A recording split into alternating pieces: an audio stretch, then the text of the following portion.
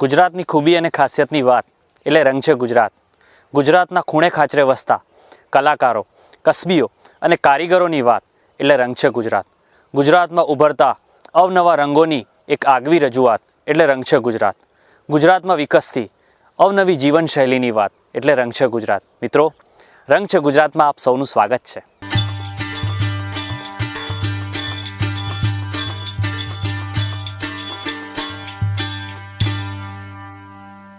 ગુજરાતી સંગીતનો અલાયદો ઓરડો એટલે આપણા હસમુખ કાકા.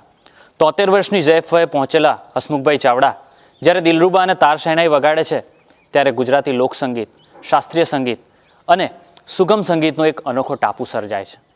ઈરાન અને અફઘાનિસ્તાનમાં શોધાયેલું આ વાદ્ય આજે ગુજરાતી બોલી બોલવા લાગ્યું.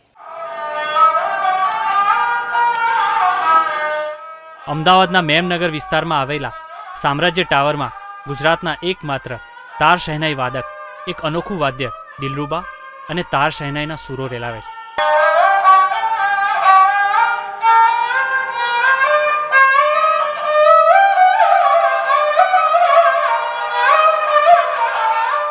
ઈરાન અને અફઘાનિસ્તાનના રણ પ્રદેશોમાં વાગતું દિલરુબા એટલે દિલ અને રબને જોડતું એક અનોખું વાદ્ય.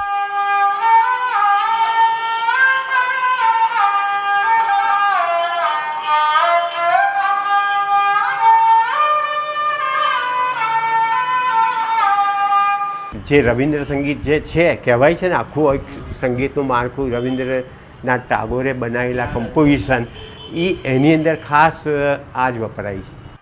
તાર શહેનાઈના સૂરોમાં રુદન છે, વિલાપ છે અને કરુણા છે. ગુજરાતના સૂરોને કરુણાથી ભરી દેતા આ વાદ્યની ગુજરાત સુધીની સફર આમ તો સલ્તનત યુગમાં થઈ હશે, પણ આજે ગુજરાતમાં એકમાત્ર હસમુખ ચાવડા જ આ વાદ્યને તેના શાસ્ત્રીય, સુગમ અને લોક એમ ત્રણેય અંદાજમાં સાચવીને બેઠા છે.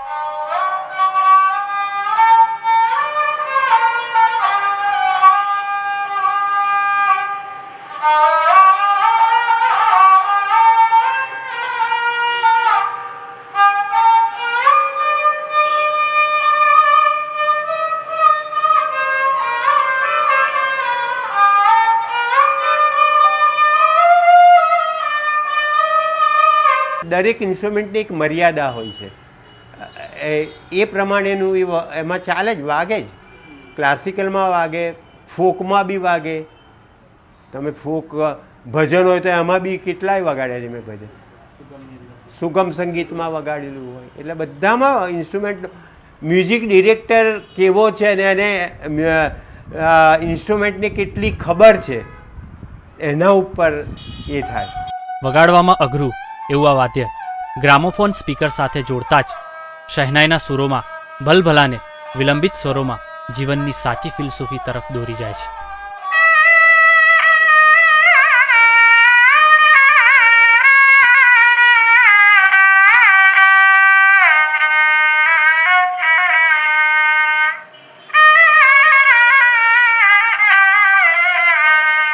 જીવનની શરૂઆતમાં ફક્ત 18 વર્ષની ઉંમરે તાર શહેનાઈ અને દિલરુબા વગાડતા હસમુખ ચાવડા આજે 73 વર્ષની જૈફ વયે પહોંચ્યા છે.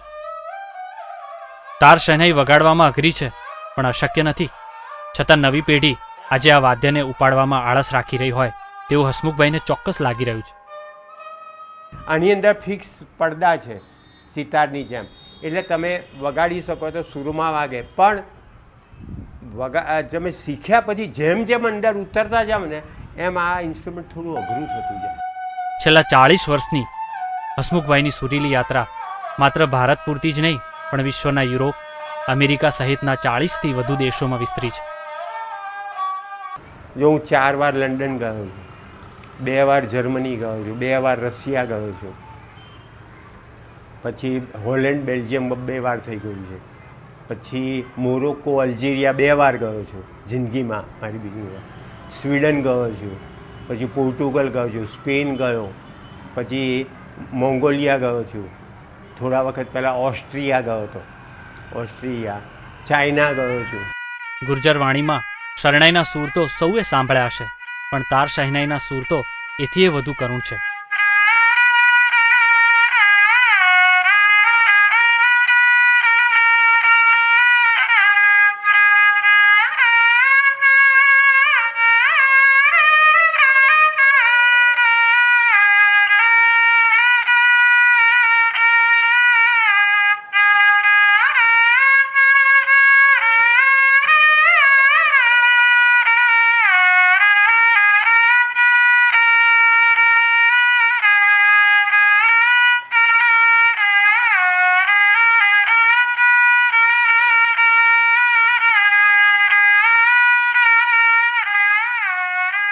રંગ છે આ સુરો, રંગ છે આ કલાકાર, રંગ છે ગુજરાત.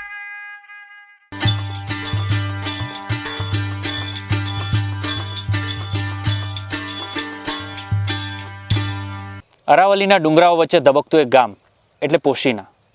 અહીંના ડુંગરી ગરાસિયા આદિવાસીઓ તેમના માતાજીને માટીના કલાત્મક ઘોડાઓ ચડાવે છે. વિશ્વમાં વિસ્તારની દૃષ્ટિએ સૌથી મોટો ટેરાકોટા પાર્ક ચીનમાં આવેલો છે, પરંતુ સંખ્યાની દૃષ્ટિએ પોશીનાને પ્રથમ કહી શકાય. આવો જોઈએ સંસ્કૃતિ અને પ્રકૃતિનો એક અનોખો સમન્વય પોશીનામાં. બનાસકાંઠા અને સાબરકાંઠાની સંયુક્ત ધરાતલ સમા ગઢડા શામળાજીના રસ્તેથી આવતી સાબરમતીના પાણી છેક ખંભાતના અખાત સુધી ગુજરાતની ધરતીને ભીંજવે છે. વિશ્વની જૂની પર્વતમાળા એવી અરાવલ્લીના પેટાળમાંથી નીકળેલા લાવારસની કુદરતી ભાત આ પ્રદેશમાં આજે પણ અંકાયેલી છે. તો વળી પહાડો વચ્ચે બહુ ધીરજથી વહેતી સાબરમતીના મીઠા જળમાં અહીંના ગ્રામ્યજનો બનાસકાંઠા અને સાબરકાંઠા વચ્ચે આજના આધુનિક સમયમાં પણ જળમાર્ગનો ઉપયોગ કરે છે. અહીં પ્રકૃતિના અફાટ આશીર્વાદ છે.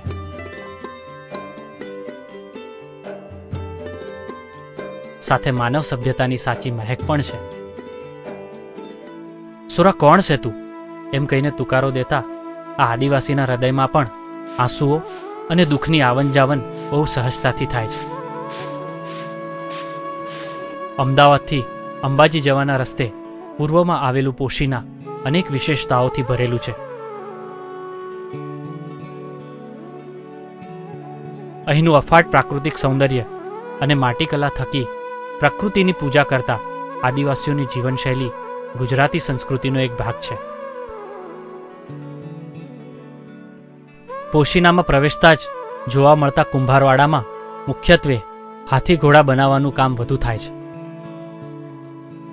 અહીંના ડુંગરાળ પ્રદેશોમાંથી માટી લાવીને ચાકડા પર જ આવા સુંદર રમકડા બનાવવામાં આવે છે.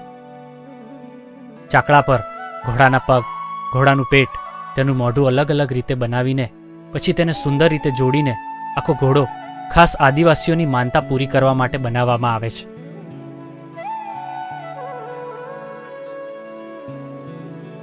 જેમાં નર અને માદા ખાસ પુરુષો અને સ્ત્રીઓને ધ્યાનમાં રાખીને બનાવવામાં આવે છે. દરેક ઘોડા અને હાથીના ચહેરા પર અલગ અલગ ભાત પાડવામાં આવે છે. ઘોડા ગરાસિયા આદિવાસીઓની વીરતાના પ્રતીક છે, જે દેવી માતાને વધાવીને મૂકવામાં આવે છે. એમાં આ અંગાયા માતા કે ઘોડા, માટીના ઘોડા વર્ષો જૂના એટલે પરંપરાથી હેઠતા આવે છે. આ ઘોડા 101થી મોડી 5000 તક એની કિંમત હોય છે. આદિવાસી સંસ્કૃતિ પ્રમાણે આ ઘોડા એક માન્યતા હોય છે કે આદિવાસીને કોઈક મોટું કામ થાય તો આ ઘોડા ચડાવવામાં આવે છે. મોટાભાગે આદિવાસીઓના દેવસ્થાનો નદી કિનારે મોટા વૃક્ષ તળે જ બનાવવામાં આવ્યા છે.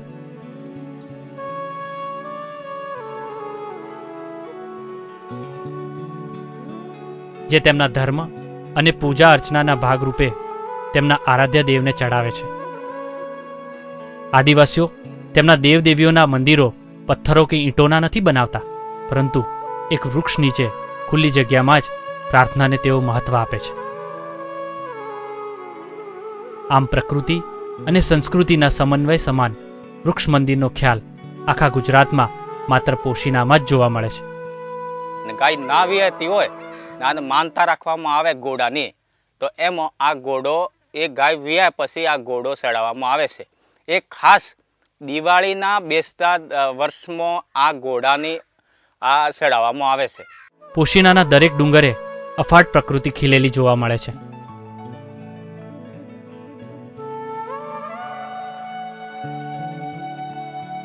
આવા વૃક્ષ મંદિરો પોશીનામાં અનેક પહાડોની ગોદમાં જોવા મળે છે. પોશીનાથી આગળ આવેલા સાલેરાના પહાડો પર વૃક્ષ મંદિરે 42,000થી પણ વધુ ઘોડાઓ ચડાવીને આદિવાસી સંસ્કૃતિની અનોખી અર્ચના જોવા મળે છે. આ મંદિરે વર્ષમાં એકવાર આદિવાસીઓ હજારોની સંખ્યામાં આવીને ઘોડા અને હાથી મૂકીને પોતાની માનતા પૂરી કરે છે. આખા વિશ્વમાં વિસ્તારની દ્રષ્ટિએ સૌથી મોટો ટેરાકોટા પાર્ક ચીનમાં આવેલો છે, પરંતુ સંખ્યાની દ્રષ્ટિએ ગુજરાતનું પોશીના પ્રથમ ક્રમે કહી શકાય. લોકોને ખબર નથી કે દુનિયામાં મોટામાં મોટી સાઇટ ટેરાકોટા આર્મીની પોશીના પાસે છે. માટીના ઘોડા લોકો માનતા રાખે અને ત્યાં ચડાવે છે. સેક્રેટ પ્લેસીસ જે 2-3 જગ્યા છે એ ચાઇના કરતાં બી મોટી છે જગ્યા નંબર્સ પર. સદીઓ પહેલા અંગ્રેજોએ પોશીનામાં પ્રવેશ કરીને અહીંની પ્રાકૃતિક સંપદાને નુકસાન પહોંચાડવાનો પ્રયત્ન કર્યો હતો, જેમાં અહીંના ડુંગરી ગરાસિયાઓએ અંગ્રેજોની બંદૂકોને પોતાના તીરકામઠાથી શિકસ્ત આપી હતી. પોશીનાનો રાજમહેલ આજે પણ આ ઇતિહાસને સાથે રાખીને બેઠો છે. અફાટ ડુંગરો વચ્ચે આવેલા પોશીનાના મહેલના દરેક કાંગરા ડુંગરાઓની ફ્રેમ બનીને ઊભા છે.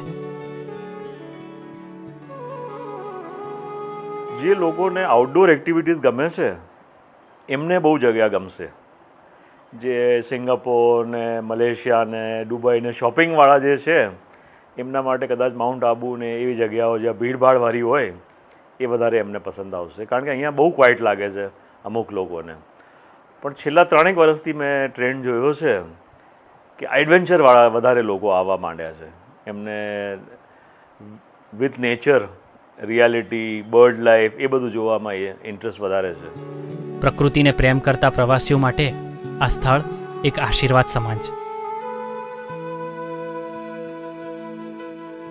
સતત તણાવમાં જીવતી શહેરની પ્રજાએ કદાચ શાંતિના પાઠ શીખવા માટે પોશીના આવવું પડશે. અહીંની સંસ્કૃતિમાં પડેલી અફાટ શ્રદ્ધા, વૃક્ષ મંદિરોમાં હજારોની સંખ્યામાં પડેલા પ્રતીકો સૌને પ્રકૃતિની પૂજા કરવાનો સંદેશો પાઠવે છે.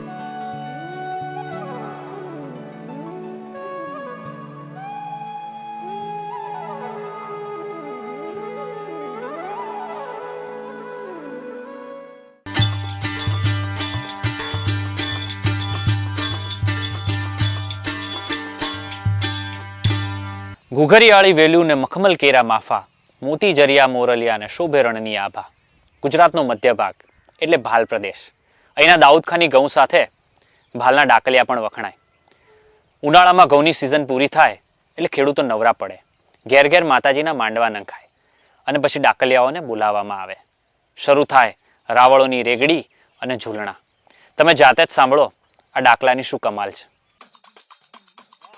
એક હાથમાં ડાક અને બીજા હાથમાં દાંડી અને પછી તળપદા ગુજરાતી શબ્દોમાં રમતી રાવળોની રેગડી અને ઝૂલણા.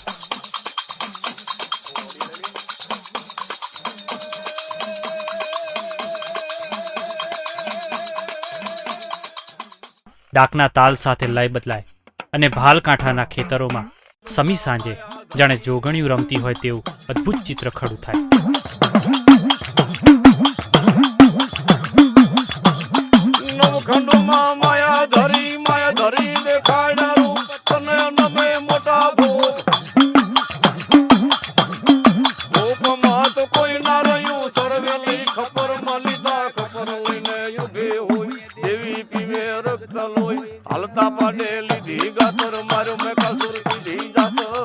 આમ જોવા જઈએ તો આ ડાકલાનો ઇતિહાસ બહુ જૂનો છે. દેવીઓને પ્રસન્ન કરવા માટે મંદિરોમાં ડાક વાગતી, અંદરથી પોલું અને હવા ભરીને તેને વચ્ચેથી ખેંચીને અનોખી રીતે વગાડવામાં આવતા આ ડાકને દક્ષિણની દ્રવિડ સંસ્કૃતિ સાથે પણ સંબંધ છે. આ વાજિંત્ર જેટલું ઉતારો એટલું સારું વાગે. અને બીજા વાજિંત્ર છે જે કંઈ 36 જાતના વાજિંત્ર છે, પણ ચડાવો એટલે જ એ વાગે. આખા ગુજરાતના ગામડે ગામડે ડાકલાના તાલ સંભળાય છે, પણ દાઉદખાની ઘઉં માટે જાણીતા ભાલ પંથકના રાવળદેવ લાખાભાઈની ડાક સાંભળવી એક લાવો છે.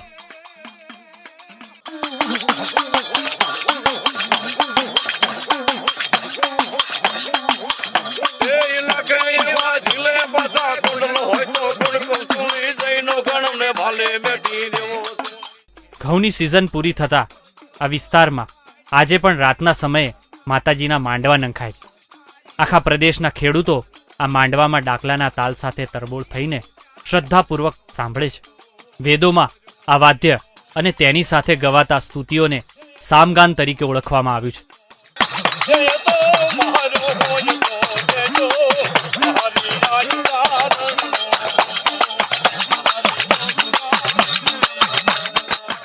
દક્ષિણના પ્રદેશોમાં ડાકલાને મળતું આવતું તવિલ આજે પણ મ્યુઝિક ઇન્ડસ્ટ્રીઝમાં ધૂમ મચાવે છે. ત્યારે આજે ડિજિટલ યુગમાં આ વાદ્યનો સૂરજ આથમી રહ્યો છે. ડાકના તાલને કીબોર્ડની કી પર સમાવવા સહેલા નથી, પણ નવી પેઢી આ વાદ્યને સાચવી શકશે કે કેમ એ ચિંતા આજે જરૂર સેવાય છે. અત્યારની જે પ્રજા છે અત્યારે કોઈ આ વગાડવા માગતા નથી, પણ છતાંય નાની પ્રજા વગાડે તો છે જ, પણ આવું કામ અતિશય નહીં કરે. રાવળોની ડાકમાં એક આગવી શૈલી છે, જેમાં સ્વરોને વધુ વિલંબિત કરીને ગાવાની પ્રથા આ કલાજાતિમાં વિશેષ રીતે પ્રગટી છે.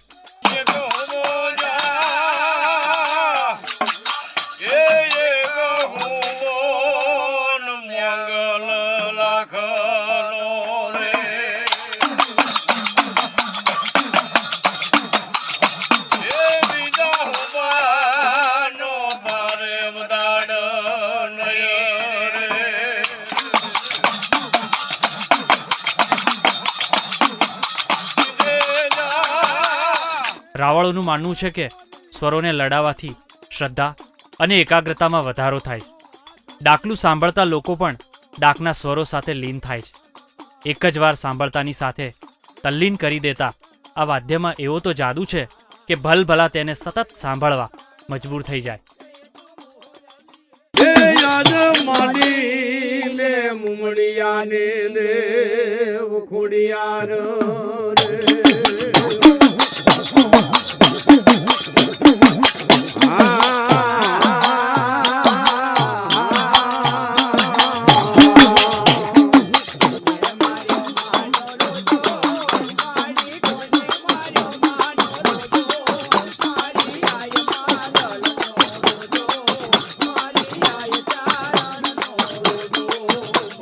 લોકકલાનું આ છેલ્લું પ્રહરી એવું ડાકલું શું ડિજિટલ યુગમાં ફાઇટ આપી શકશે ખરું? રંગ છે આ વાદ્યને, રંગ છે ગુજરાત. ઢોલની દાંડીએ ગુજરાત ધબકે છે. ફાફડા અને જલેબી વચ્ચે પીરસાતા મરચાના સિસકારામાં ગુજરાત ધબકે છે. બહુરંગ ઉમંગના પીછ પસારી, બાદલ સુની જ નૈનન ધારી, મેઘમલાર ઉચારીને આકુલ, પ્રાણ કોને કલસાત કરે ગુજરાતને. રંગ છે ગુજરાત.